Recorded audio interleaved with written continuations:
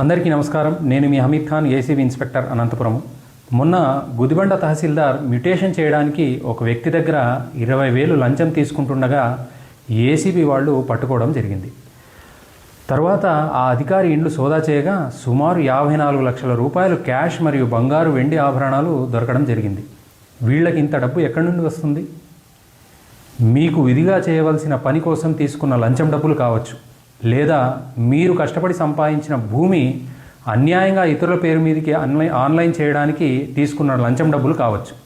కాబట్టి ఇటువంటి అవినీతి పరులను అస్సలు సహించకండి.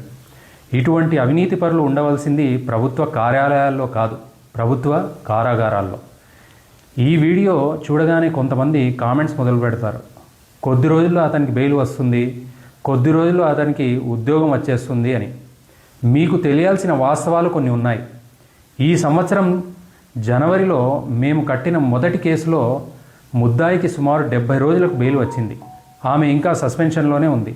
ఇంకా ఎన్ని రోజులు సస్పెన్షన్లో ఉంటుందో తెలియదు. ఇక్కడితో కేసు అయిపోదు. గత 2 నెలల కాలంలో కర్నూలు ఏసీబీ కోర్టులో గౌరవనీయులైన జడ్జి మేడం గారు 2 కేసుల్లో తీర్పు ఇవ్వడం జరిగింది. ఆ 2 కేసుల్లో 7 సంవత్సరాలు జైలు శిక్ష మరియు జరిమానా విధించడం జరిగింది. వాళ్ళకు ప్రభుత్వం నుంచి రావాల్సిన బెనిఫిట్స్ ఏవి కూడా రావు. ఏసీబీ కేసు అంటే అంత ఆషామాషి ఏమీ కాదు. కాబట్టి అవినీతి నిర్మూలన మన చేతుల్లోనే ఉంది.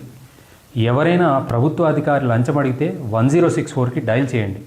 అనంతపురం మరియు సత్యసాయి జిల్లా వారు నా నంబర్కు నేరుగా కాల్ చేయవచ్చు, లేదా మా డిఎస్పీ ప్రసాద్ రెడ్డి సార్ గారి నంబర్కు కాల్ చేయవచ్చు.